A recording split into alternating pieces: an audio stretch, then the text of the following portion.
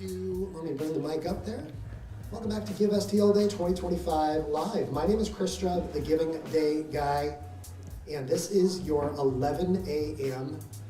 official Give STL Day 2024 live stream. I need to change one setting here real quick on my device so I don't hear any echo, but we should be good to go. So I want to introduce our host for this hour. Her name is Wendy. Good morning, Wendy. How's it going? Good morning. Doing great. I'm excited to be here today. Wendy, what do you do here at the foundation? I am one of our donor services managers, so I work with our donors who have funds with us and help them give to the organizations that they care about the most. And I work with the Spirit of St. Louis Women's Fund, which is a giving circle of about 200 members here in St. Louis. Beautiful, beautiful. Now, Wendy, we're gonna run through here real quick. You can see on the screen in front of you there, this is our plan for the 11 a.m. hour, and we're gonna start in just a moment with our collaborative conversations. Our first collab of the hour here is Planned Parenthood Great Rivers in Promo, Missouri. They're locked and loaded, ready to go here. But Wendy, before we get going, why is collaboration so important as opposed to competition? Particularly in a fundraising space, you're always worried, is somebody getting your dollars, right? And what we really want to promote, and Give STL Day helps us do that, and the Community Foundation, of course, tries to do that in a lot of other ways, is how can we make us work together so as everybody trying to make St. Louis a better place, we are one team, right? Awesome. Well, Wendy, I'm going to interrupt you one more time real quick because we just crossed that $1.3 million. What a fun way to start and kick off our 11 a.m. broadcast. So I'll let you get started here with our friends from Planned Parenthood and Promo. Absolutely. So I have Margot here from Planned Parenthood, and I have Katie from Promo. And they are two of the organizations that do some collaborative work. So what I really would like them to do is share with us kind of how did they get started doing that, and what are some of the exciting things they're doing together? Yeah. Do you want to? Sure. Just for folks who aren't familiar with Promo, if it's okay just to kick off there. So as Wendy said, my name's Katie. I serve as the executive director at Promo. This is my fourth legislative session with Promo, which is how I measure my time because we do quite a lot of policy and advocacy work. And there's a lot of overlap with the organizations across the region, across the city, across the state, who are doing education, advocacy, and power building to protect the rights of Missourians. For Promo in particular, we were founded 39 years ago, and we have had many different iterations as really the attacks on LGBTQ rights have changed and have morphed over the years. And I think that throughout we have been able to find friends in unlikely places and friends who have said, well, LGBTQ rights are central to the freedoms for everyone, right? And abortion access to healthcare, access to STI testing is an LGBTQ rights issue, right? And so there's a sense of solidarity and sharedness in the work that Promo and Planned Parenthood have been able to work on over the years. Fantastic. Yeah. Thanks for sharing that. Yeah, of course. Thanks for Margot. Yeah, I really want to echo what Katie has said. Hi, I'm Margot Riphagen. I use she, her pronouns. I'm the president and CEO of Planned Parenthood Great Rivers. And, as a large healthcare provider in St. Louis, we see over 30,000 Missourians a year.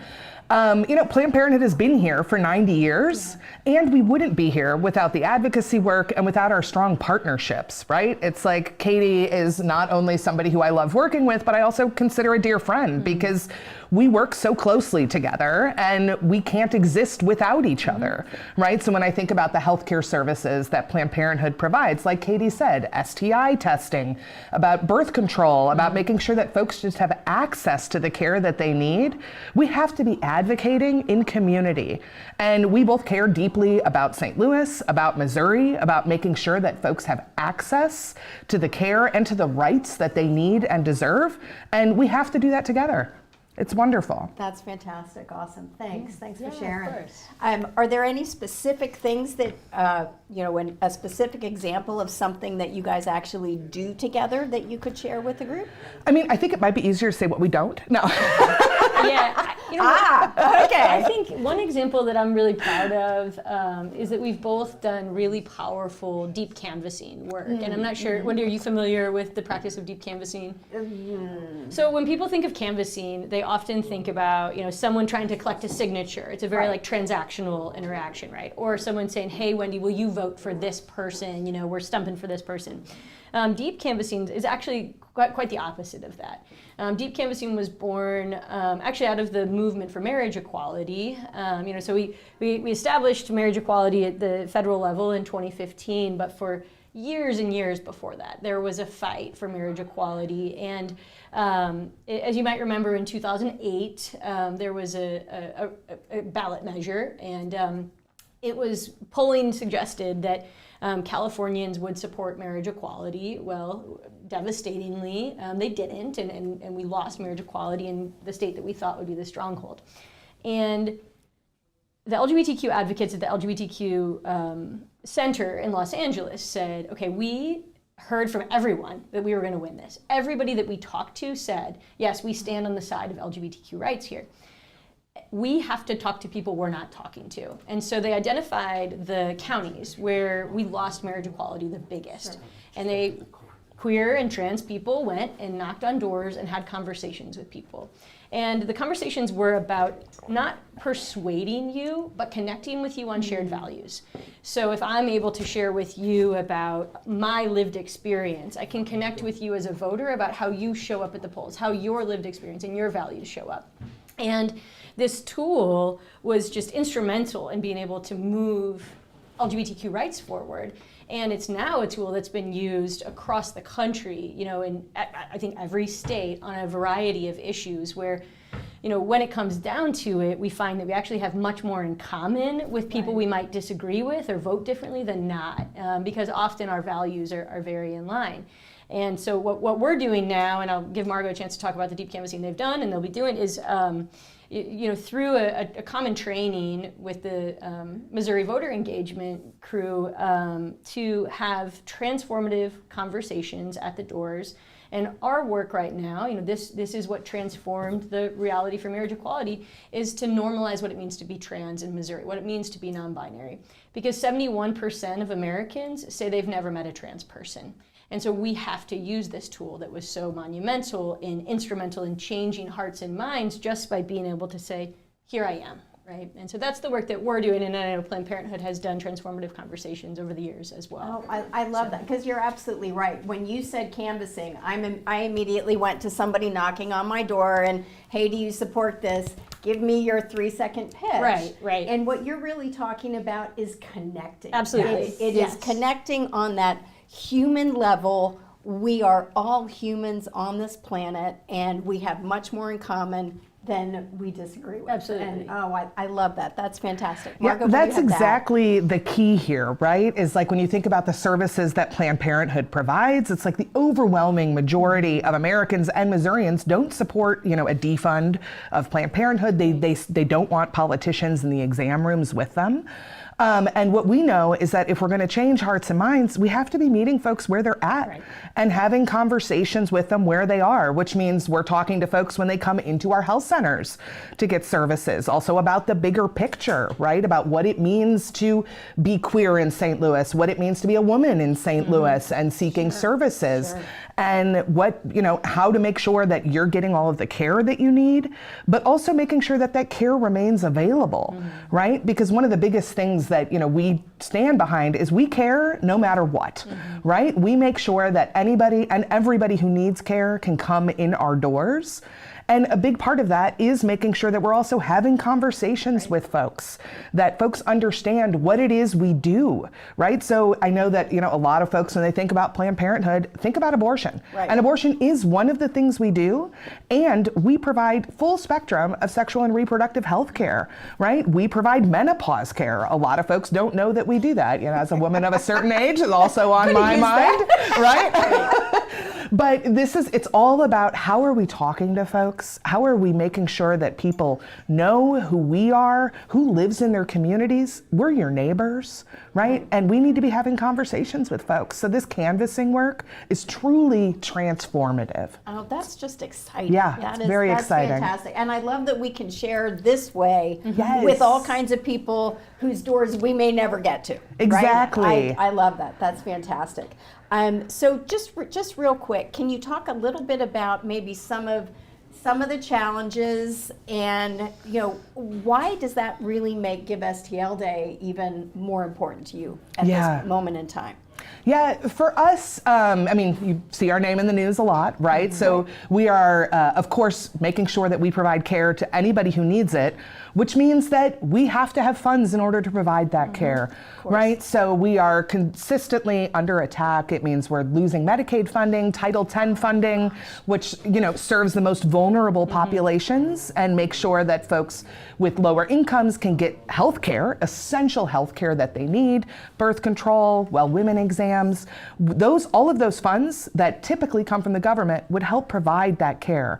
So we are in a place right now where we need your dollars, right? Whether it's $1, $10, $5,000, helps keep our doors open to make sure that folks can get health care. We, number one, first and foremost, are a healthcare provider and an advocacy organization because it goes hand in hand. Absolutely, absolutely. Do you have anything to add? Yeah, I think in terms of challenges that LGBTQ plus St. Louisans face right now, we really think about it in terms of who's most impacted by this political violence we're experiencing, who's most impacted by the hateful rhetoric. And when we look at it, it's youth, it's queer and trans and non-binary youth. It's Black and brown trans women in survival mode, and it's older adults. Yep. And I know that I stand on the shoulders of our queer ancestors and transcestors in the work that I do. And there's a lot of fear that progress that we have made, which sometimes does feel incredibly incremental, is being pushed back. And next week, we're doing something really exciting. We're doing something called a Sage Table. It's an intergenerational conversation where we'll bring together older adults with young queer and trans folks just to have a meal and to have conversation. So people get to hear from a Black trans woman reflecting on the first time she walked into the church as her true self and what that experience was like. A former elected official in Missouri who's non-binary and who talks about how art really helped them to become who they are.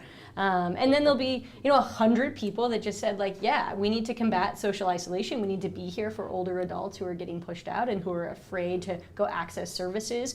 And so this is just a moment really where community needs to be together. And so we're creating those spaces, and the donations that we receive for that Sage Table, for our deep canvassing, that's changing the narrative and creating space for community, across the city of St. Louis and St. Louis County and the state. That's fantastic. I love to hear this. And on Give STL Day, of course, we've got over 1,000 organizations participating, and every organization has a story. Right. And it's so fantastic to be able to share those stories with you all here.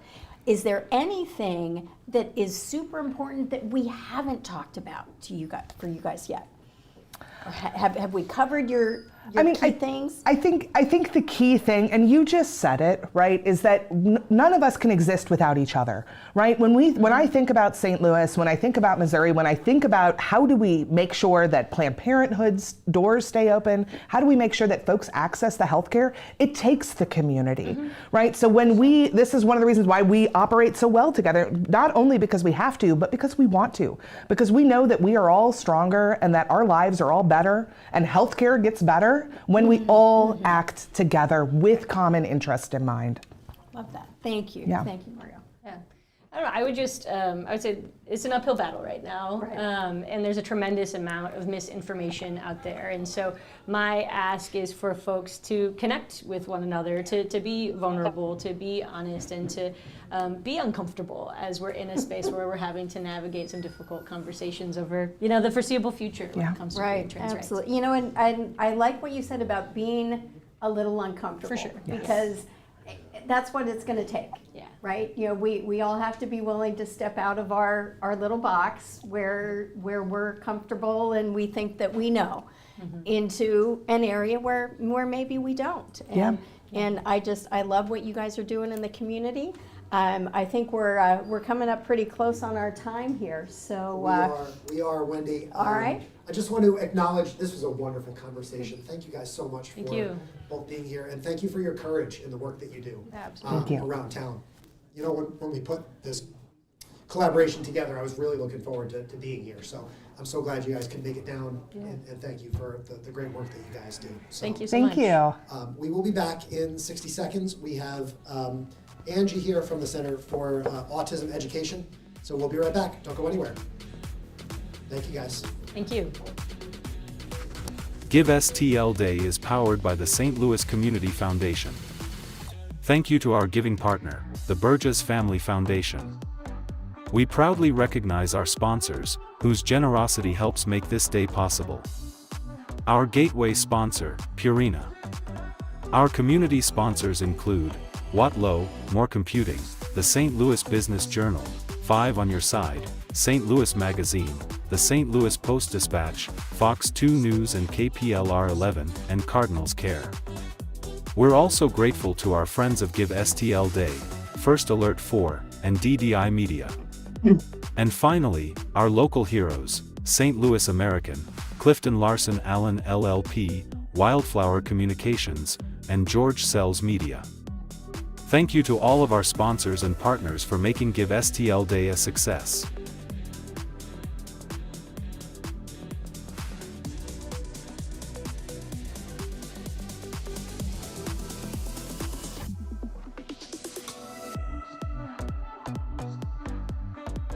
All right, Wendy. We're coming right back here. Let me turn the music down. Take this thing off the screen. So one of the things that we're doing today, Wendy, is we are bringing in groups virtually as well, so we can kind of look around St. Louis. And we have the Center for Autism Education there. Wendy, can you see them there? I can. Hi, guys. Can you see Hi. me, or can you Yes, see me, yes. Chris? You. So who do we have here with us today? I'm Angie New. I'm the Executive Director at the Center for Autism. And then we have with us one of our consumers at our Adult Day program, and his name is Shane. Hi, Angie. Hi, Shane. It's so nice to have you guys with Thank us today. We Thanks for really having- appreciate that. Hey, can we, do you want to talk to us just a little bit about what the Center for Autism Education does? Sure. So our not-for-profit was established in 2002. We're located in the city of St. Peters. We have a school-based program which serves grades K through 12, and we contract with local school districts. So a school district may have a student that is not successful in their environment, so they contract with us, and then we design and tailor a program just unique to that student to where they can meet their academic and behavior goals. Oh, that's fantastic. And we also have an adult day program, which we opened in 2010. This is a program for ages 18 and older.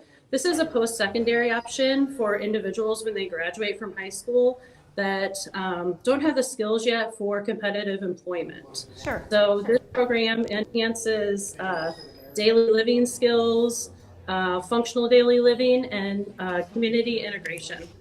Oh, wonderful. Thank you. Thanks for sharing about that.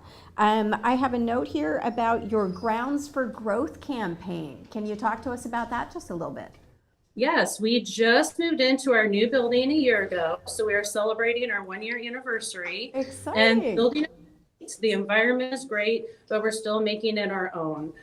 We have about a 3,500 square foot area that we want for our outdoor rec area. This area will have a new ground surface, sway bench swings, traditional swings, and musical equipment. So this will help facilitate relaxation, recreation, exercise, and sensory integration.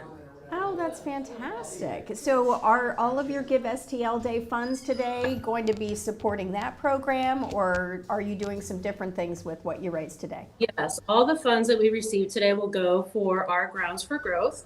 It's about an $89,000 project. We're already halfway there. So we are just here today letting people know who we are, what we do, what resources we have to offer, and to help us support to get our new outdoor rec area. Oh, that's great. That's fantastic. I love to hear that. And we love to make sure that everybody in St. Louis knows who you are and what you're doing. We sure appreciate that. Can you tell us a little bit right now, are there any particular challenges that you're facing that you want to share with folks as they understand how important their contributions can be to your organization right now? I think the challenges that we're running into is when we're applying for grants. We find that it's more difficult to raise grants for adults, an adult day program. So it's really important that we reach out to the community with our needs. So if we're not reaching grants, that we have the community that can come out and help support our adults in need. Oh, fantastic. Fantastic. I love that. So it sounds like this outdoor, tell me again where that is, where that's going to be? So this is for our adult day program. So it's on our property. It's about a 3,500. Okay, gotcha. That would be outdoors, yes. Oh, I love that. Wonderful, wonderful. What else can we share with our viewers about what you guys are doing and what's going on in the world of autism education? We have about a minute. So it's just important for us to reach out to the community, to let the community know that we are out there, that we do provide resources for our community, and that we want people to know that the Center for Autism is out in your community. And it's important, for us to interact and be a part of our community as well. Wonderful. About how many people do you serve in the adult program right now? With our adult program, we have 53 individuals that we serve, and also have a long wait list. So. Oh gosh, wow. And so on the wait list, is that just because of space constraints? Will some of this new stuff allow you to bring more people in the program, or is it financial? Oh yeah, when we bring in new adults, we have to make sure that we have enough staff that are trained. So we have to make sure that our classrooms are set up and that our environment is right before we can bring in new adults, and also that the adults have funding as well. So. Sure, absolutely. Well, I think that pretty much wraps up our time. So thank you so much for being here. Thanks for sharing with the St. Louis community today, and we hope you guys have a great day. All right, thank you so much for having us. Bye. Bye. Thank you guys so much for joining us. You can see there in the bottom right corner of our screen now, there's Tammy Brown. She's down there just solo bottom. So Tammy, we're going to give you about 60 seconds here to get ready, and we'll bring you right back on to talk about the aquarium. Don't go anywhere. This is Give STL Day 2025 live with one of my favorites coming up in 60 seconds.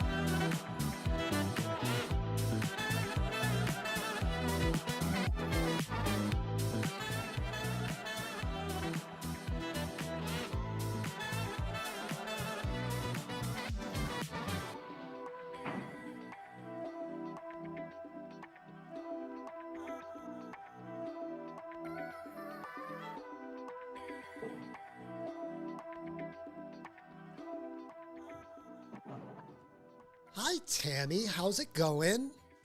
Good. Good. How are you? It's so good to see you. Great. Happy Give STL Day. Thank you so much for joining us this morning. So Tammy, for those of you who don't know, is representing, of course, the St. Louis Aquarium Foundation. Let me press your little fancy button here. You deserve all the graphics, Tammy. Thank you. Tammy, and Tammy, just so you guys know, has been an incredibly gracious host of the Give STL Day live stream in 2023 and 2024. So we just wanted to, again, say thank you. You guys have been so wonderful. It's such a beautiful place. So Tammy, why don't you take a minute and tell us about what you guys do at the Aquarium Foundation? Yes, so the Aquarium Foundation, there are really three major areas. We have access for all, education, and then environmental action and education. And I have some big news to share today, like literally hot off the presses half an hour ago. We are part of an organization called One Mississippi, 75 different organizations all along the Mississippi River. And we have successfully been able to designate June 2nd as National Mississippi River Day. So we're so excited to be celebrating this huge asset. Absolutely. I mean, you're talking about 2,350 miles of river. It touches 10 states. The watershed itself is 32 states. So more than half our nation impacted by the Mississippi River. So we're just thrilled to be able to have this happening. That's amazing. That's fantastic. So Tammy, I have to tell you, the aquarium is one of the favorite places of my two granddaughters who are 6 and 3. And all the hands-on things and getting their hands in the water and playing with all that, they love that. It's one of their favorite things. Now, what we don't know when we just visit the aquarium is all of those other things that you're doing with the Mississippi and water quality. And share a little bit with us about that. Yeah, absolutely. So that is, as I said, a big part of what the foundation's mission is action for our environment. And so we host a series of river cleanups every single summer. Last summer, we picked up more than 200 bags of trash weighing more than 3,600 pounds. Oh my so word. all of that trash was then diverted from going into the Mississippi River and making its way into the Gulf. So absolutely thrilled to be a part of that. The Mississippi National Mississippi River Day is part of the River Days of Action, which happens June 1st through the 15th. And we will be hosting a river cleanup on June 8th as part of that River Days of Action. So if you're interested in helping us divert that trash from the river, please sign up and join us down by the arch on June 8th. Oh, fantastic. So is that a family-friendly day? Is there an age that you would recommend for people who might want to start teaching their kids about, helping clean up the environment? Absolutely. We welcome any age, so it really is just up to the family to decide if their kids are old enough to be able to manage it. I will say that particularly down by the arch where we clean up, it's all cobblestones, so you do have to be a little bit sure on your feet. Sure. That would be my only word of warning. Oh, fantastic. So how would somebody sign up for that? Is that on your website? Where would they find that? Yes, so if you follow us on social media, we would definitely be posting about that. But alternatively, you can visit stlaquariumfoundation.org and go to our events tab, and the river cleanups are all listed there. Oh, wonderful, wonderful. So the funds that you raised today on Give STL Day, is there a particular place that you're designating those, or are those going to the general operations, everything from, running all the things the grandchildren love right up to your river cleanups? It's really going to focus on two things. One is helping us with those river cleanups. So we do have to buy supplies for the river cleanups, work gloves and bags and grabbers for the trash. So some of the funds will assist with that. And any other funds will go towards scholarships for our kids visiting camp this summer. Oh. So if a child would like to come and learn more, become inspired to save the environment and learn about animals, we can help them with a scholarship for their day camp. Oh, that's fantastic. I love that. I think we're getting very close on time here. So any last words for our St. Louisans watching? Well, our team has convinced me to do something fun this year. So if we hit our goal, I have promised that I will temporarily dye my hair blue to match the Mississippi River. So if anyone is interested in that fun little goal, that's what I've agreed to do. All right. Well, I think you're going to see a donation from me and my grandchildren to support that blue hair. So you got it. Absolutely. Thank you. Thank you so much for sharing. We sure appreciate you you coming on with us today and the support that you've given the day in the past. Absolutely our pleasure. Thank you. We'll see you next year, okay? Talk soon. You got it. Back in 60 seconds, guys.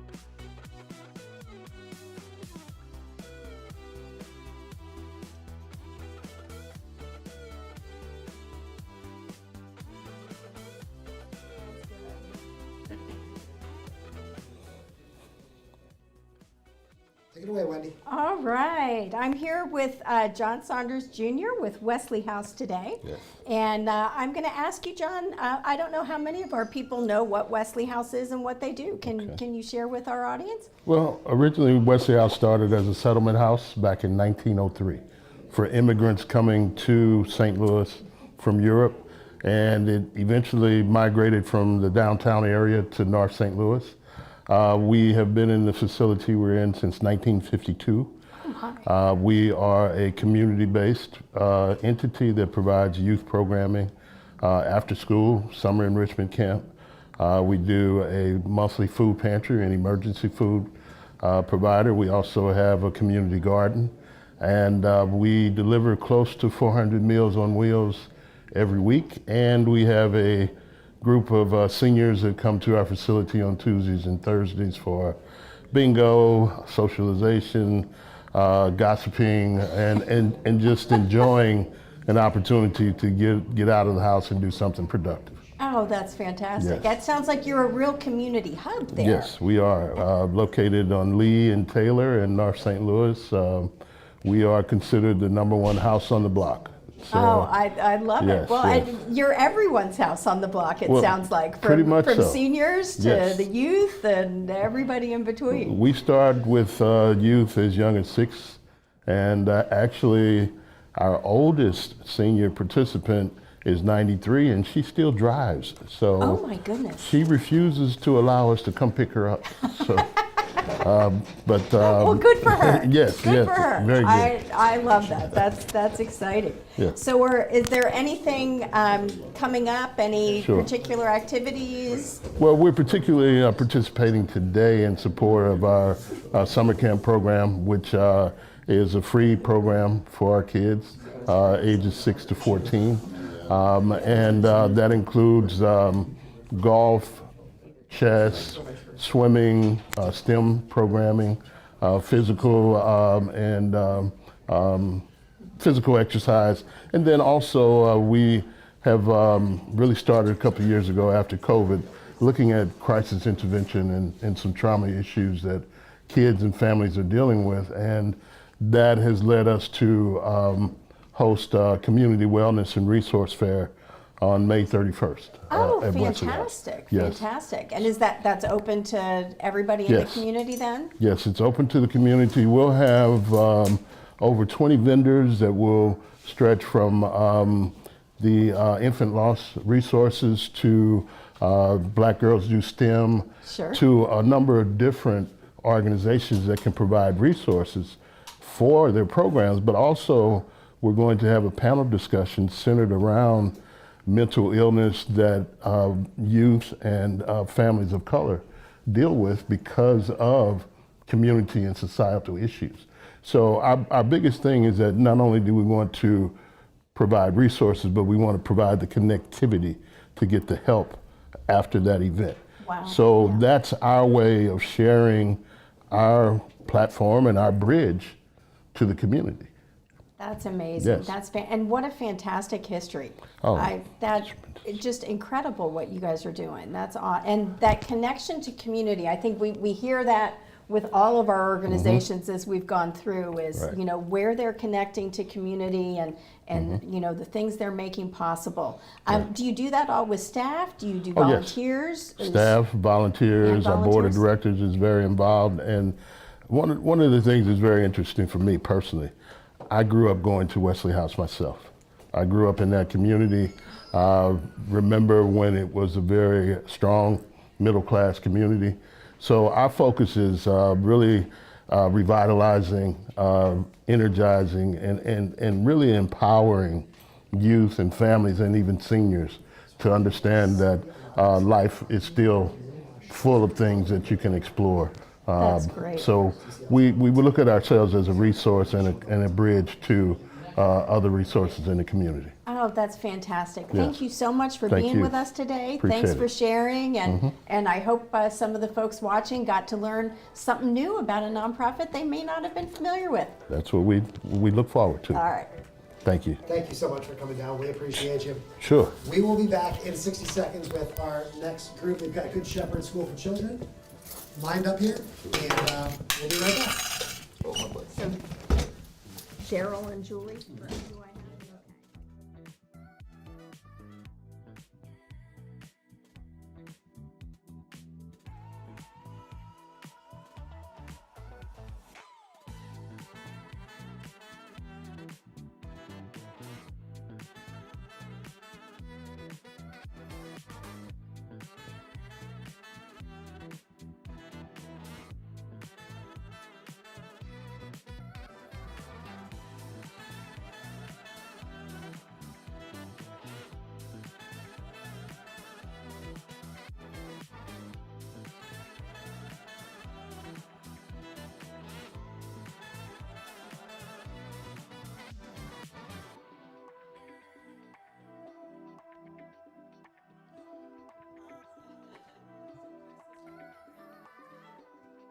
Okay. I'll jump back on here, Wendy, and reintroduce you. Good morning. Welcome back to the St. Louis Community Foundation. My name is Chris Strub, the Giving Day guy.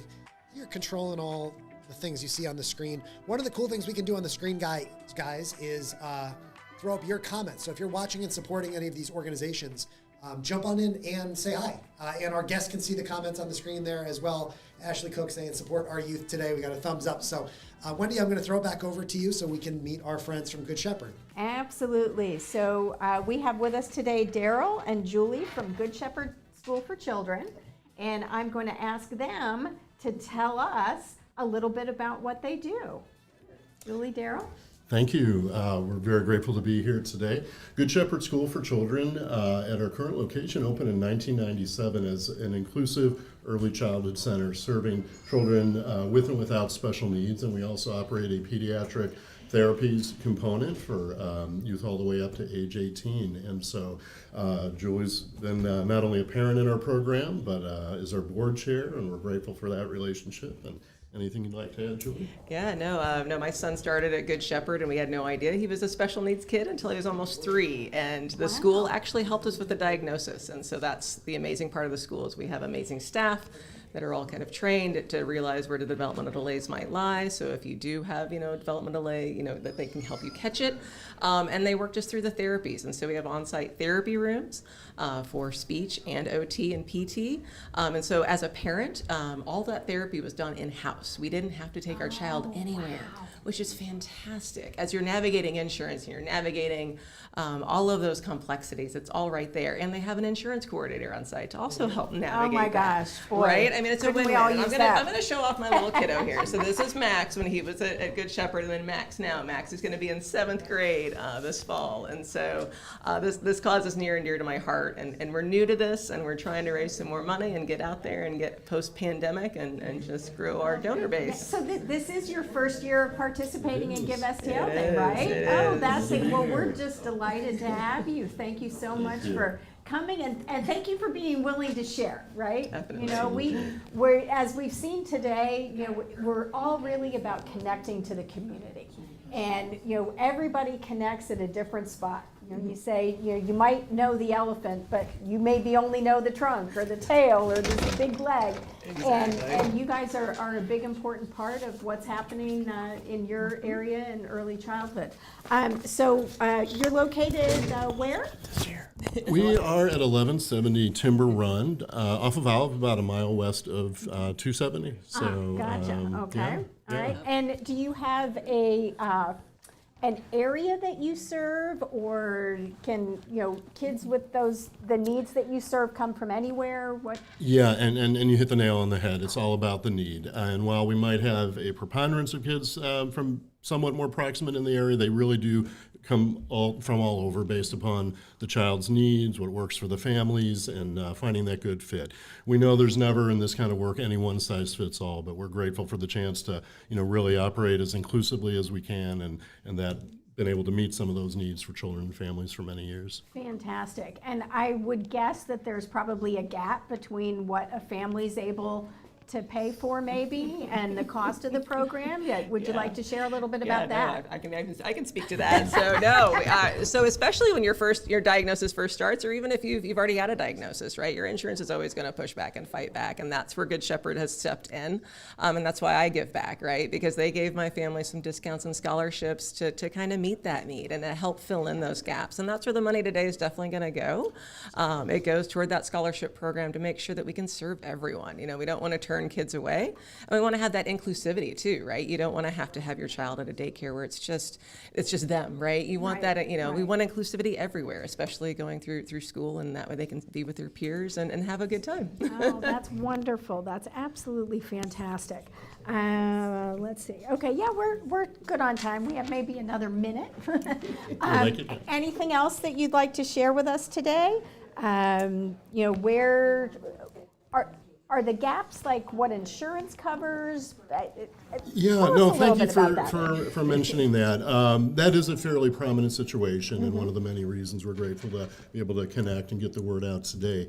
While many of the children are in situations where insurance will cover part of it, it never really covers our true costs, and a lot of kiddos are in the proverbial fall through the cracks situations. They're no one's fault. It's just it could be very long waits to find out if you quote unquote qualify, and yet day-to-day basis, ourselves and our therapists and our teachers are seeing there's real need there, and you know, we pride ourselves on providing that need. You know, we're not going to say no, we won't serve you if and until we hear from insurance. We give those services. We're proud and grateful to do it, but those are where a lot of the gaps are, and so support like these opportunities today goes a long way to helping us continue that mission. Fantastic. Well, thank you for being here. Thanks Thank for you. sharing with us today. Boy, appreciate we it. sure appreciate everything that you're doing up in your part of the community, right? Thank This has been you. wonderful. Thank you so much. Grateful to be here. Fantastic. Thank you guys so much for coming in, and congratulations on your first Give STL Day. Thank you. Oh, We've been first. counting down the hours That's great. tonight. Kristen's like, yeah, we've done it a million times. Hey, So- Chris, thanks for putting up with all the emails. I'm sure many did. I was among them. We peppered you with all Oh, the I got questions. you. Thank you. That's what I'm here for. Thank you guys so much for being here. We'll be back in Thank you 60 all. seconds with our final group of the 11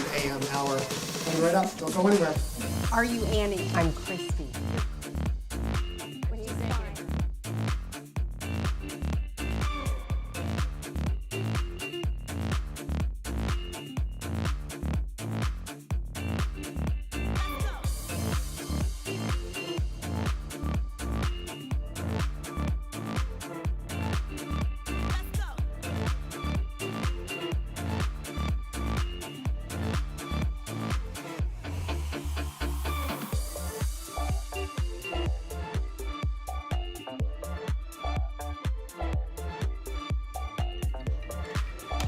All right, Wendy, what do you say we jump right in? We got one more group this hour turn that music down a little bit. Absolutely. And Wendy, if we take a look at the number above our heads there, Look at that. 1,400,000. I think Wendy's camera might have frozen. I swear she is looking up. I am. I'll fix I that am. in a I second. promise. She is here and not stuck in that position. $1,477,434 raised so far from 9,700 even donations, 6,347 donors so far, to 834 of the participating organizations. So as I unfreeze Wendy's camera there, let's say hi to Christy from the St. Joseph Housing Initiative. Good morning. Happy Give STL Day. Thank you. You too. I don't think you're frozen, so let's see. Are you? There we go. Good morning. There good I am. morning. All right. Glad to be here. All right. So shall I go ahead even though I'm frozen? Go ahead. Okay. Wendy. Yeah. My voice is not frozen. No, I'm your not voice looking is at the not top of frozen. your head All at all. right, very good. I gotta get up and fix it. My husband sometimes wishes my voice would freeze, probably. So Christy, tell us a little bit about some of the exciting things that you guys do at St. Joseph's Housing you bet. Initiative. And First of all, thank you for having us today. We are course. really excited to be a part of Give STL Day. We have been around for 7 years, and I believe part of Give STL Day for all of those 7 years. Woo-hoo! Yeah, All yay for right. us. So, St. Joseph Housing Initiative, we help home ownership happen for low and moderate income first-time home buyers. We know that economic stability is really important, and one of the ways to achieve economic stability is through wealth building, and one of the best ways to build wealth is through home ownership. And so we do this in a couple of ways. First of all, we stabilize communities by identifying vacant properties that are in need of rehab. And we rehab those properties from roof to foundation and everything in between. And then we make those homes available to first-time homebuyers who are low and moderate income. oh, fantastic. Yeah, so we have rehabbed and sold 16 homes in our 7 years. Wow. And that would not have been possible without the support of the St. Louis community. So Wendy, I don't mean to interrupt. Let's take a look at the video that SJHI Oh, sent perfect. over, Great. and then we'll come right back. And I think this video does not have sound, so we can keep talking over it. Oh, we can keep look. talking. So these I love are that. 3 properties. Sorry about that. Our main focus area, or primary focus area, has been Dutchtown and Carondelet, with a promise upon our founding that we would expand to North City. So we did that last year, and we are really proud to say those houses that we're looking at are our 3 properties in Baden. And they are on Annetta, and the 3 of them are next door to one another, and they were long time vacant properties. And we spent about a year rehabbing them, and they are now all 3 home to 3 first-time home buyers. Oh, that's fantastic. yeah. So you are taking these vacant properties, you're doing all the renovations without even knowing anything about who's going to be in there, or Correct. So- in some ways. So Okay.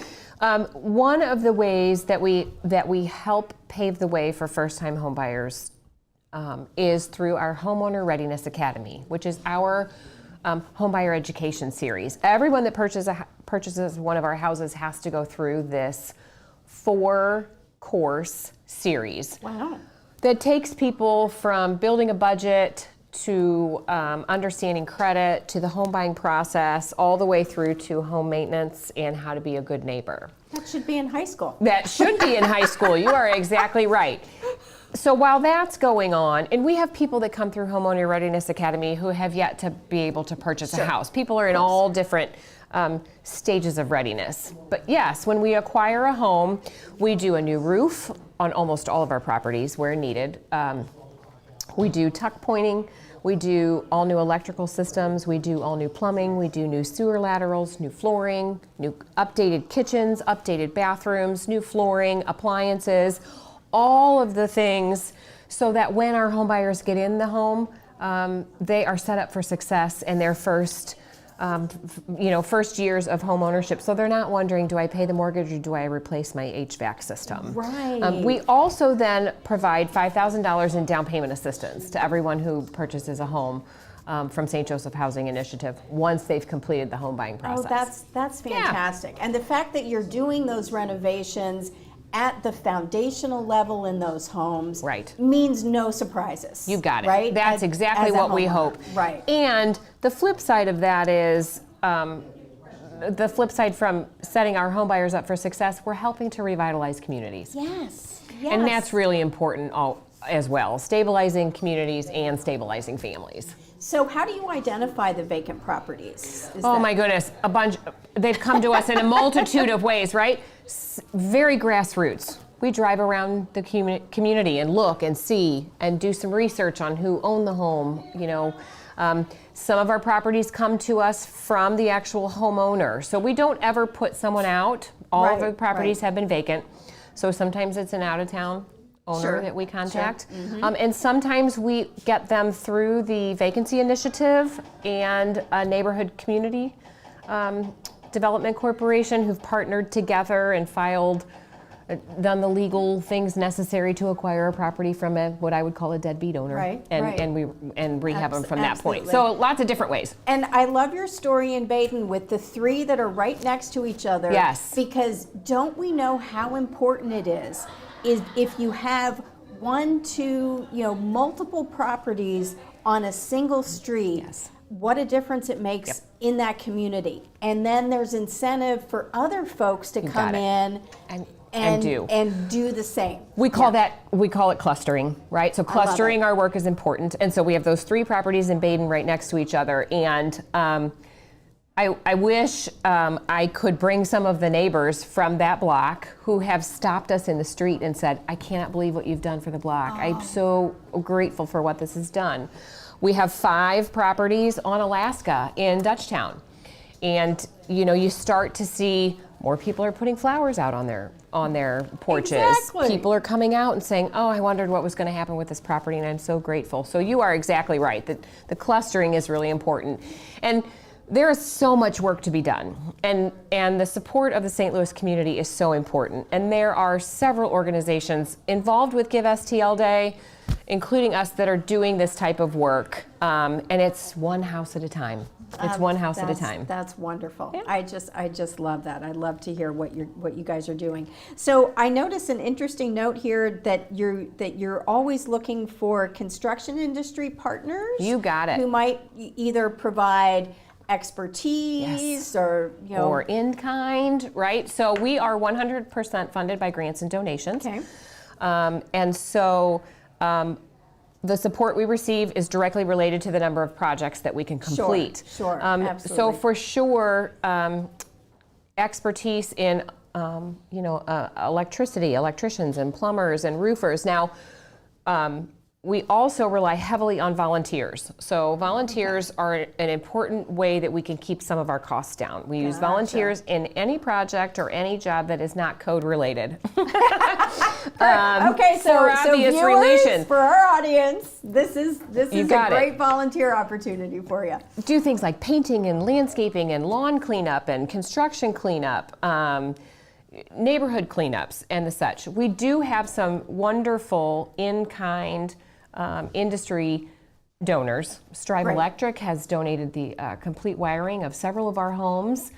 Some plumbing companies donate water heaters. So we are always looking for partners in that as well. That's fantastic. Yeah. Thank you. Thanks for sharing. Anything particular that today's fundraising is going to go to? Yeah, absolutely. So we are directing all of today's support to what we call structural stabilization. So those are things like tuck pointing, new roofs, anything that's going to help maintain the structure of these properties. So that's sort of the unseen, but so important. It is the unseen and the unpretty, but really, really important. Really important. So Thanks for being with us. You bet. Thanks. Thank you so much for being here. You got it. These are great resources. I'll have to check it out. I'm actually closing on my first house on Monday. Congratulations. So big week.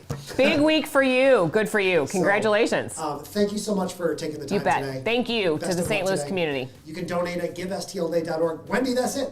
All right. Woo-hoo. Thank you. That was fun. If you're a new Wendy fan, you're going to see her back here on the live stream we're an old Wendy fan at 5 p.m. Central. So you'll be back for another hour. We're looking forward to that. And Until then, Wendy, we'll see you soon, okay? All right, thanks. This is Thank Give you. STL Day 2025. Oh, I'm frozen. Back at 12 o'clock. Awesome. Woohoo! Thank you. All right.